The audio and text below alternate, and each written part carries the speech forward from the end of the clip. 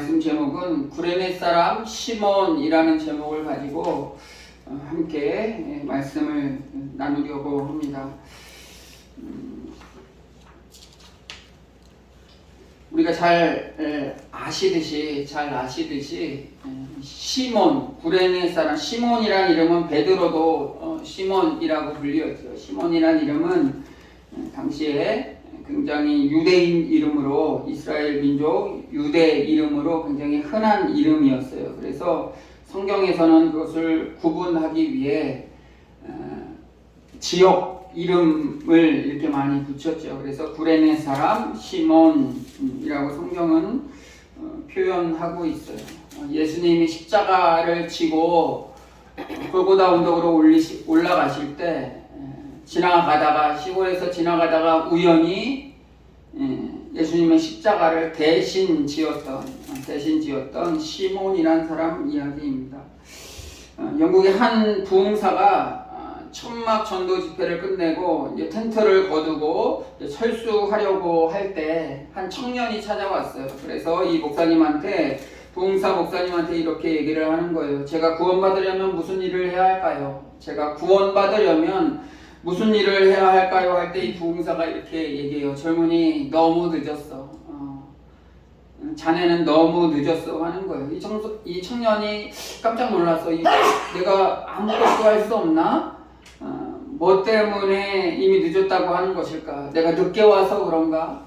이렇게 물어봤어. 제가 늦게 와서 그런가요? 무슨 일 때문에 제가 늦었다고 하는 건가요? 물으실 때 이 부흥사가 웃으면서 이렇게 얘기했다고 그래요. 자네 구원받고 싶으면 뭔가 해야겠다고 생각을 하고 있지만 구원은 이미 수천 년 전에 구원의 역사로 십자가상에서 완성되었네. 지금 자네가 구원받기 위해 할 일은 하나도 없어. 다만 지금 무릎 꿇고 그리스도께서 자네 향하여 행하신 일을 받아들이기만 하면 된다네. 받아들이기만 하면 된다네. 우리가 하나님을 믿잖아요. 하나님을 믿고 구원을 얻기 위해서 어떠한 일들을 해야 된다고 생각을 해요. 그러나 구원은 하나님께서 하신 일에 대하여 우리가 믿기만 하면 되는 거예요. 왜냐하면 주님께서 십자가상에서 이미 구원에 이르도록 모든 대가들을 다 치르셨어요. 그래서 십자가를 지고 우리가 믿기만 하면 돼요. 자꾸 우리가 구원을 위해서 뭔가 해야 되고 부담감을 가지고 그러지 마시고 이 고난 주간에 주님의 십자가 바라보고 또 다음 주일에 부활주일에 부활의 기쁨을 함께 나누면 되는 거예요. 근데 십자가조차도 믿지 않고 부활조차도 믿지 않고 있는 것, 이게 문제인 것이지 우리가 다른 것을 뭔가 막 하려고 이렇게 노력하지 않아도 된다는 거예요. 우리는 순종하는 마음으로 성경에 오늘 나와 있는 대로 구레네 사람 시몬처럼 예수님의 십자가를 지실 때 함께 동참하고 믿기만 하면 되는 거예요. 그러니까 구원에 우리가 동행만 하면 되는 거예요. 믿음으로 동행하시기를 기도합니다. 예수님의 순환여정 가운데 갑자기 구레네 사람 시몬이 등장해요.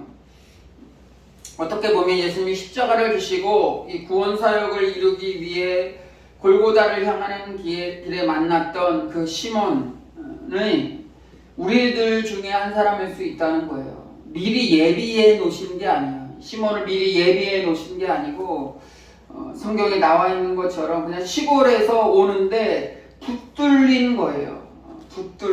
붙들려서 십자가를 지고 예수님을 따라가게 만드는 거예요. 우리는 이 십자가 행렬을 구경하던 시몬이 재수없게 걸려서 십자가를 졌다고 생각을 해요. 창든 로마 병정들 때문에 어쩔 수 없이 예수님이 골고다 언덕을 향하여 십자가를 지고 올라가는데 그 전에 얼마나 고통을 많이 당했겠어요. 그러니까 그 무거운 십자가를 들고 가기가 너무나 힘들었을 거예요. 뭐 어떤 기계로 뭐 이렇게 옮기는 것도 아니고 힘센 장정들 여러 명이 십자가를 들고 가는 게 아니고 당시의 법대로 죄수가 지어야 할 그 십자가는 죄수가 들고 갈 가야 되는 거였어요. 가야 되는 거였어요. 너무나 지치겠죠. 온갖 고초를 다 당하셨는데 또 그 무거운 십자가를 지고, 조그만 십자가도 아니죠. 우리 뭐 사진 그림이나 우리 영화 같은 데 보면 그 사람 키보다 훨씬 커요. 왜냐하면 그곳에 매달아야 되기 때문에 굉장히 큰 십자가였을 거예요. 그것을 끌고 가는 거예요. 그러니까 힘에 붙여요. 힘에 붙이니까 이 병사들이 가다가 좀 장정이고 좀 힘센 사람인 것 같은 사람한테 네가 어느 정도까지 들어줘라 이것쯤, 자기가 들 수 없으니 그렇게 얘기를 하는 거예요. 그러니까 어쩔 수 없이 이 창든 무서운 로마 병정들 때문에 이 시몬은 십자가를 들고 이렇게 따라가는 거예요. 십자가를 지고, 그 무거운 십자가를 지고 예수님의 십자가를 대신 지고 따라가는 거예요. 십자가의 주인공은 예수님이잖아요. 근데 십자가를 그 연결하는 그 길목에 시몬이 서 있던 거예요. 시몬이 서 있던 거예요. 우리도 우리의 십자가를 지고 가라, 이런 얘기들 많이 있잖아요. 우리의 십자가를 지고 가라 라는 얘기를 많이 듣는데, 그러한 역할을 감당하길 원하시는 거예요. 구원의 사역을 이루시는 분은 하나님이시지만 그 하나님의 사역 가운데 우리를 통해서 구원의 일들을 완성하기를 원하시는 거예요. 골고다의 길목에서 구레네 사람 시몬이 십자가를 졌던 것, 그리고 그 십자가를 통해 구원 사역을 이루셨다는 것을 성경을 통해서 우리는 사실로 믿을 수밖에 없죠. 하나님의 뜻을 이루는 방법은 참 세상과 같지 않은 것 같아요. 우리 타종교는 그래요. 우리가 노력을 해서, 자기 자신이 노력을 해서 때로는 신이 되고, 자기 자신이 노력을 해서 어느 순간에 득도하게 돼요. 근데 십자가의 구원, 우리가 말하는 이 기독교의 역사, 구원은 그렇게 이루어지지 않아요. 세상의 방법과 다른 종교와 같지 않아요. 십자가를 통해 구원 사역을 이루는 것은 역시 세상과 다름은 이 구레네 사람, 이 시몬을 통해서 보여주시는 거예요. 3년 동안 따라다녔던 제자들, 구원에 대해서 얘기하고 마지막 때에 대해서 3년 동안 계속 따라다니면서 온갖 기적들을 다 함께 경험했던 제자들조차도 이해하지 못했던 방법이 바로 십자가의 방법이에요. 3년 반 동안 계속해서 예수님이 제자들과 함께 하면서 강조했지만 제자들은 이해하지 못했어요. 그 구원의 방법은, 예수님의 그 구원의 완성의 방법은 바로 십자가였어요. 십자가. 도망가버린 그들에게 예수님은 누군가를 찾아서 이 십자가와 함께 자기 십자가를 가지고 따라가는 그런 사람들을 원하시는 거예요. 예수님이 부활의 사건도 증인이 되었던 사람들이 제자들이 아니었어요. 누구였냐면 예수님의 부활, 예수님 그 십자가상의 그 사건을 기억하며 증인이 되었던 사람들, 첫 번째로 로마 군인들이라고 할 수 있어요. 로마 군인들은 예수님을 아주 잔인하게 창으로 찌르고 또 3일 동안 예수님의 무덤을 지키고 있었던 사람들이었지만, 예수님이 정말 하나님의 아들이었음을 고백하게 되잖아요. 예수님을 핍박하다가 변화받아 쓰임받는 사람들의 모습이 성경 안에서 볼 수 있어요. 왜 그런 일이 일어나요? 예수님은 핍박하고 조롱하는 바로 그들을 위해 십자가를 지셨어요. 그것을 로마 군인들은 목격했다는 거예요. 정작 막 이렇게 뭐뭐하고 뭐뭐를 위해서 막 이렇게 정의롭게 하는 것 하다가 막상 잡아놓고 뭔가 고초를 하고 죽기 일보 직전까지 가면은 잘못했다 하는 게 일반적인 사람들의 모습이지만, 예수님은 끝까지 십자가를 지고 가셨다는 거예요. 이 로마 군인들뿐만이 아니고 여인들이 있었어요. 십자가 주변에 예수님의 어머니였던 마리아와 이모가 있었고, 글로바의 아내 마리아가 있었고, 또 막달라 마리아라는 이름이 참 많이 등장하는데, 이 여인들이 있었어요. 예수님 부활 사건 이후 결정적인 역할을 했죠. 제자들은 다 도망갔지만 이 여인들은 십자가의 길에 끝까지 동참했고 십자가 아래서 슬퍼했어요. 애통했어요. 또 예수님 무덤에 찾아와 결국 가장 먼저 예수님 부활을 목격했던 그러한 사람들이었어요. 천사가 여자들에게 말하여 이르되 너희는 무서워하지 말라. 십자가에 못 박힌 예수를 너희가 찾는 줄을 내가 아노라. 주님의 고난에 동참하는 자들은 정말 복이 있어요. 왜냐하면 그들이 가장 확실한 부활의 증인이 되었기 때문에 그래요.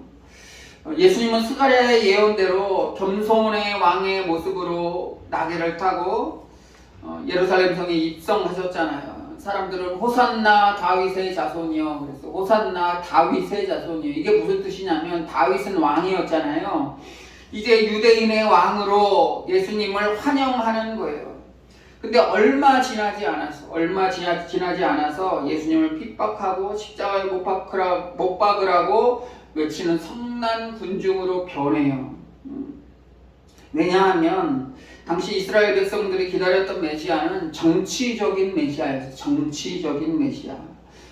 예수님의 능력을 통해서 당시 이스라엘을 지배하고 있었던 그 로마 제국의 압제를 몰아낼 수 있을 거라고 생각했어요. 예수님이라면, 정말 메시아라면 이 세상 열방을 구원하러 오시고 그래야 되는데 자기 자신만의 어떤 어려움들을 해결하게 만드는 그런 아주 작은 예수로, 작은 메시아로 예수님을 여겼어요.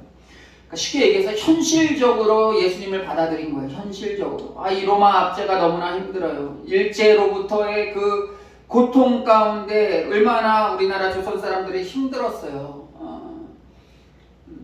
누군가 이 일제의 압제로부터 구원할, 해방할 어떤 큰 힘이 있었으면 아마 사람들이 갈급했을 거예요. 그러니까 이스라엘 민족도 이 로마로부터 그런 어려움들이 있었는데 예수라면 할 수 있을 거다. 자신이 메시아라고 하니까 할 수 있을 거다라고 하면서 다윗의 자손이요 외쳤을 거예요. 그러나 예수님은 그런 이스라엘만의 메시아가 아니었죠. 모든 열국의 메시아였어요. 모든 열국이라는 건 뭐냐면 로마, 인도 포함되었다는 거예요. 로마, 인도 포함되었다는 거예요. 우리가 때론 기독교 할 때 되게 이게 편협한 그런 그런 것으로 예수님 기독교를 받아들일 때가 있어요. 그래서 자기만이 원하는 그런 정치적 메시아처럼, 이스라엘 민족처럼 정치적 메시아처럼 자기만을 위한 그런 주님을 받아들일 때가 있어요. 그러니까 우리나라만을 위한, 우리 대한민국만을 위한, 또는 그 더 소수, 뭐 여성 신학도 있었고, 해방 신학도 있었고, 신학 같은 거 공부하다 보면 여러 가지 노동자들을 위한 신학도 있고, 지금은 정치적으로 좌쪽 우쪽 하면서 자기들만의 하나님을, 예수님을 얘기하고 있어요. 근데 그러다 보면 예수님에 대해서 잘 이해를 하질 못해요. 자기들만의 지금 현실의 내 문제와 함께 동참하는 그 예수님만 바라보면 예수님을 이해할 수가 없어요.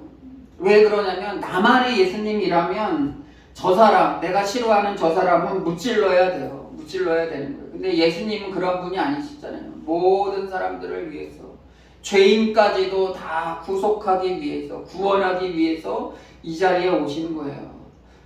대한민국의 예수님이시기도 하지만 북한의 예수님이시기도 하고, 일본의 예수님이시기도 하고, 중국, 러시아, 우크라이나, 미국, 유럽, 모든 이 지구의 모든 하나님의 창조물들의 예수님이시기 때문에 우리는 잘 받아들여야 된다는 거예요. 잘 받아들여요. 정치적인 예수가 아니고 온 열방을 사랑으로 구원하시기 위해 십자가를 지시는 거예요.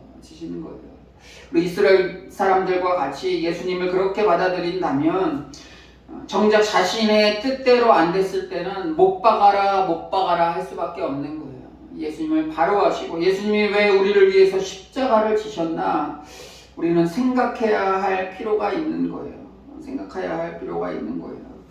예수님이 십자가에 동참하셨던 것은 우리에게 순종을 원하시는 거예요. 구레나라 사람 시몬은 억지로 십자가를 지셨어요. 억지로. 어쩌면 이런 시몬의 모습이 바로 우리의 모습인 것 같아요. 가만히 생각해 보면 우리가 졌던 십자가, 지금도 무겁게 걸려있는 십자가가 자원이라기보다는 억지로 지워지는 것 같이 느껴질 때가 있어요. 우리가 믿으면, 우리가 신앙생활을 한다고 그러면 뭔가 이렇게 손해보는 일들이 많이 있는 것 같잖아요. 장사하는 사람들은 특히 그래요. 주일날 교회 다니는 사람들 문 닫는다고 하던데 여기는 연애, 그러면 뭔가 좀 마음이 위축될 수 있잖아요. 때론 과감하게 믿음으로 주일은 쉽니다 라고 할 수도 있어요. 장사하는 사람들에게 주일을 쉰다는 것은 굉장한 도전이고 수입에 있어서 가장 많은 수입을 거둬들여야 할 때인데 그때 문을 닫는다는 것은 웬만한 믿음 가지고는 힘들 거예요. 장사하는 사람들도 그런데 우리도 마찬가지예요. 때로는 믿기 때문에 용서해야 되고 믿기 때문에 이해해야 되고 믿기 때문에 때로는 손해를 봐야 하고 그런 일들이 종종 있어요. 십자가는 그런 게 아닐까 생각을 해요. 억지로 졌다 하더라도 순종하는 마음으로 다가가는 거죠. 십자가를 지라고 하셨는지 좀 깨달을 수가 있어요. 이것이 십자가의 신비인 것 같아요. 구레네 사람 시몬의 십자가가 바로 우리에게 주어진 그런 십자가가 아닌가 생각이 돼요. 유명한 마카리우스라는 사람이 꿈을 꿨다고 그래요. 이 이야기가 굉장히 이 고난주간의 예화로 많이 이렇게 등장을 하는데, 이 마카리우스라는 사람이 꿈을 꾸었는데 꿈속에 예수님이 십자가를 지고 계셨어요. 십자가를 지고 아주 힘들게 정말 골고다 언덕을 올라가는 그 성경의 모습, 성경에 나타난 모습처럼 그러한 모습으로 계속 가는 거예요. 시몬을 생각했겠죠. 그래서 예수님, 내가 예수님 십자가 지고 제가 가겠습니다. 힘들어하지 마세요. 제가 지고 가겠습니다. 라고 하는데 예수님은 아무 대꾸도 하지 않으시고 계속 예수님의 십자가를 지고 이렇게 계속 가시는 거예요. 예수님, 제발 저에게 넘기십시오. 제가 가지고 가겠습니다. 예수님 십자가를 가지고 가겠습니다. 라고 이렇게 간청을 하지만 예수님은 묵묵히 계속해서 십자가를 지고 가시는 거예요. 계속해서 이 마카리우스는 계속 이렇게 얘기를 했는데 예수님께서 갑자기 탁 멈추시더니 이렇게 말씀하시는 거예요. 아들아, 이것은 내 십자가란다. 조금 전에 내려놓았던 너의 십자가를 지고 나를 따르려무나 라고 얘기를 하는 거예요. 보니까 이 마카리우스가 자신이 왔던 길을 돌아보니까 예수님을 만났던 그 순간에 자신의 십자가를 내려놓고 예수님 십자가를 달라고 계속해서 이렇게 따라왔던 거예요. 구원은 예수님이 완성시키는 거예요. 자꾸 우리가 구원을 우리가 만들려고 하는 그런 생각을 가지지 않았으면 좋겠어요. 주님이 우리에게 원하시는 것은 아주 그냥 예수님이 하실 만한 그런 놀라운 기적과 같은 일이 아니에요. 묵묵히 우리의 십자가를 지고 따라오기를 원하시는 거예요. 묵묵히 우리의 십자가를 지고 따라오시길 원하는 거예요.